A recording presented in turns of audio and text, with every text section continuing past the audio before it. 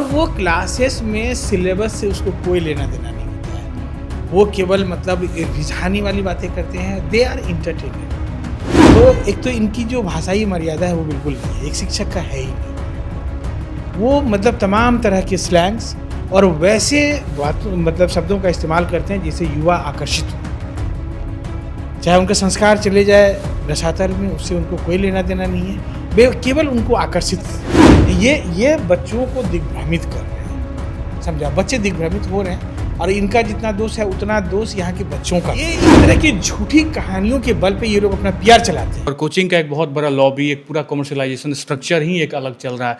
पटना शायद किसी साल में तैयार रहता नहीं होगा आप लोग के दौर में, लेकिन आज अगर आप पटना को देखें और आप अपने दौर को याद करें जब आप तैयारी करते थे, बहुत डिफर दिखेगा।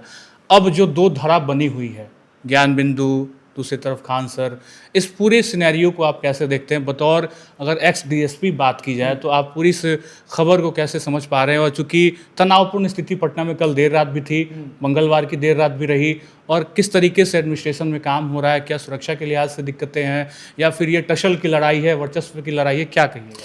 देखिए, एक तो सबसे पहली बात मैं ये कहूँगा कि थोड़ा फ्लैश बैक में जाइए। मतलब फ्लैश बैक में ये जाइए कि इन दोनों जो महानुभाव हैं, इनके मतलब जो वीडियो रिकॉर्डिंग्स हैं आप सुनिए कहीं, तो एक तो इनकी जो भाषाई मर्यादा है वो बिल्कुल नहीं है, एक शिक्षक का है ही नहीं। ठीक है।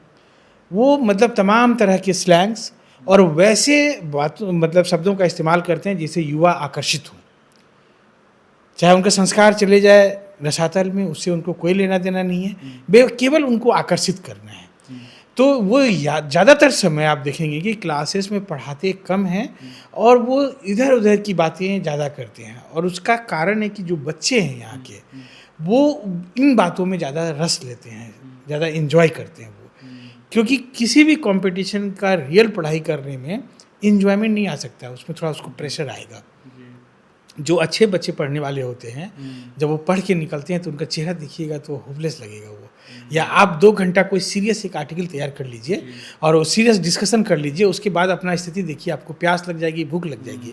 और यहाँ जब बच्चे कोचिंग से निकलते हैं तो बोलते हैं मज़ा आ गया, गर्दा उड़ा दिया। What kind of language is this? ये बताइए। टीचिंग स्टाइल ही डिफर हो गया। और वो क्लासेस में सिलेबस से उसको कोई लेना देना नहीं होता है। वो केवल मतलब रिझाने वाली बातें करते हैं। They are entertainer. वो यूथ का इंटरटेनर है, ऐसे यूथ का जिनको सिलेबस का आइडिया नहीं है, जो जिस तरह की परीक्षा का तैयारी वो करते हैं उनको बिल्कुल आइडिया नहीं है कि हम कैसे पास करेंगे इसको और इसका सिलेबस क्या है। अगर आपको विश्वास नहीं होता है तो आप एक सर्वे कर लीजिए 10 दिन, आपको भी एक और उसको एक उसमें रिसर्च पेपर छप सकता है कि मतलब they are not in condition to speak about syllabus in one breath. कभी बोलेंगे ये, कभी वो, कभी वो। तो ऐसे बच्चे जब परीक्षा देते हैं तो उनको लगता है बहुत सिलेबस क्वेश्चन भारी हो गया। थोड़ा भी क्वेश्चन में अगर जान रहा, अगर एक ही चीज़ को मतलब आप पटना की राजधानी के बारे में ही, अगर बिहार की राजधानी के बारे में ही आप स्टेटमेंट पे सवाल दे दीजिए कि पटना की राजधानी कभी पाटलिपुत्रा बिहार की राजधानी कभी पाटलिपुत्रा कहा जाता था, पटना है फलना नहीं पटना स्थापित किया, पटना जो है गंगा के मतलब दक्षिण में है, 4 स्टेटमेंट इस तरह से दे दिया और नीचे बोलिए कौन कौन स्टेटमेंट इसमें सही है, तो उनको लगेगा ये क्वेश्चन आप बहुत बड़ा है, यूपीएससी स्टैंडर्ड का है, क्योंकि ये तो सवाल पढ़ाया नहीं गया, समझे? तो सिलेबस में है नहीं, ये सामाजिक ज्ञान भी तो मतलब अब इसमें देखिए, ये लोग बोलते हैं ना 10,000 क्वेश्चन रट लो, ये टीचर का लैंग्वेज होता है। ऐसा नहीं होता कि पढ़ाई कॉपी किताब से पीडीएफ फॉर्मेट में चली बस। तो ये बच्चों को दिग्भ्रमित कर रहे हैं। समझा, बच्चे दिग्भ्रमित हो रहे हैं और इनका जितना दोष है उतना दोष यहाँ के बच्चों का भी है। क्योंकि वो ऐसे लोगों को अपने सर पे चढ़ा लिए हैं जो एडुकेटर है ही नहीं। वो झूठ बोलते हैं, एक झूठ नहीं कई तरह के झूठ बोलते हैं, इसलिए लगातार इन लोगों पे सवाल उठता है। हमें याद दिलाना चाहूँगा इसी धरती पर, रासबिहारी सिंह का नाम सुने होंगे। रासबिहारी सिंह सर पटना यूनिवर्सिटी के वाइस चांसलर भी रहे, ज्योग्राफी पढ़ाते थे। उनसे यूपीएससी की ज्योग्राफी पढ़ने के लिए पूरे देश से बच्चे आते थे। बलराम तिवारी सर का नाम सुने होंगे, वो हिंदी ऑप्शनल पढ़ाते थे। आप एम अख्तर साहब का नाम पढ़े होंगे, सुने होंगे, जो फिजिक्स पढ़ाते थे आईआईटी जेईई के लिए। आप मतलब एसके सिन्हा का नाम सुने होंगे, केसी सिन्हा सर का नाम सुने होंगे। इस तरह के मतलब आप कई ऐसे विद्वान शिक्षक हुए हैं इस धरती पर, पटना की धरती पे, जो पढ़ाए और बहुत सारे रिजल्ट दिए। कोचिंग जगत में भी, आज की कोचिंग जगत में भी बहुत सारे ऐसे टीचर हैं, वो इस तरह का फोड़बाजी नहीं करते हैं, इस तरह का ग्लैमरस पीआरशिप का खेल नहीं खेलते हैं। ये लोग पीआर एजेंसीज को पैसा देते हैं लाखों में, और अलग अलग रियलिटी शो में जाके झूठी कहानियाँ कहते हैं। एक झूठी कहानियाँ का हम वर्णन करना चाहेंगे, जो बोला कि कपिल शर्मा शो में बोला कि एक बर्तन मजती थी लड़की, यूपीएससी की तैयारी करती थी, उसको हम ले आए और तैयारी कराए।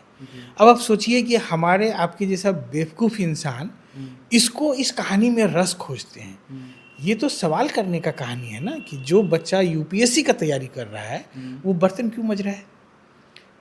उसके अंदर इतना तो कैलिबर है कि वो जाके किसी छोटे बच्चे को ट्यूशन पढ़ा के 5,000 रुपया महीने का पा सकता है। आजकल आप क्लास 2, 3, 4, 5 के बच्चों को पढ़ाइए, आपको 5,000 रुपया मिलेगा होम ट्यूशन में। 2 ट्यूशन पढ़ाएंगे 10,000 मिल जाएगा आपको। तो जो मान लीजिए एजुकेशन सेक्टर में जुड़ा हुआ कोई स्टूडेंट है और वो यूपीएससी जैसे एग्जाम का सपना देख रहा है, तो वो तो हाई स्कूल स्टैंडर्ड के बच्चों को पढ़ा ही सकता है ना। तो वो क्यों जाएगा बर्तन मजने के लिए। और ये कहानी कितना झूठा और मनगढ़ंत कहानी है, ये बताइए। तो ये इस तरह की झूठी कहानियों के बल पे ये लोग अपना पीआर चलाते हैं। और इसके लिए आप मालूम है कि या बम्बई में बैठा आदमी है जो पीआर, आपको भी अगर करना है आप 20 लाख रुपया 30 लाख रुपया पे कीजिए, आपको मतलब केबीसी में आपका स्लॉट बुक हो जाएगा और आपको एक महामानव बना दिया जाएगा, समझ गए। और अमिताभ बच्चन आ जाएंगे, क्योंकि उनको तो करोड़ों में पैसा मिलता है। उनको ये मतलब थोड़ी है कि ये पूरा नस्ल खराब हो रहा है, समझ गए। तो वो इंटरटेनमेंट हर आदमी खोजता है। हम लोग डोपामिन खोजते हैं। हम लोग बार बार क्यों चाय पीते हैं, हम लोग सिगरेट क्यों पीना चाहते हैं, दारू क्यों पीते हैं, स्ट्रेस नहीं, डोपामिन स्पाइक चाहिए हम लोगों को, समझ गए। रील्स क्यों देखते हैं, ऑलवेज मतलब we seek dopamine spikes in our mind, समझे। लेकिन आप कह रहे हैं टीचिंग स्टाइल चेंज हो गई है, वो लोग कह रहे हैं कि हम रिजल्ट दे रहे हैं इसी स्टाइल टीचिंग पे। क्या रिजल्ट दे रहे हैं आप जोड़िए ना, कि जितना तरह का मतलब ये है, जितना क्लेम होता है और जितना सीट है उसका कई गुना हो जाता है। अब किसका रिजल्ट है, एक बात। दूसरी बात देखिए, यूपीएससी में रिजल्ट 0 हो गया यहाँ पे, बिहार से 0 है, एक भी रिजल्ट नहीं है। बीपीएससी में भी रिजल्ट यहाँ के पढ़ने वाले, इन लोगों से पढ़ने वाले बच्चों का रिजल्ट 0 है। आपको पता होना चाहिए, समझ गए। अब ले दे के बचा एक सिपाही का, आप खोल दीजिए, इसमें रिजर्वेशन हटा दीजिए, मतलब बिहार का जो वो है बार, वो हटा दीजिए, देखिए इसके बाद क्या हालत होता है। टीआरई में देख लिया सर ने हम लोग कि यूपी के बच्चे आए तो कहाँ टिके यहाँ के बच्चे। परीक्षा तो पास किए वो लोग, जबरदस्ती तो उनको सर्टिफिकेट नहीं दिया गया ना, केवल आप बैरियर हटा दिए डोमिसाइल का, तो कहानी औकात सामने आ गया, बाहर वालों ने सामने आ गया उपाय कर लिया। तो ये रिजल्ट क्या देंगे ये लोग का देखिए कहानी है, और इस कहानी के पीछे बहुत कहानी है।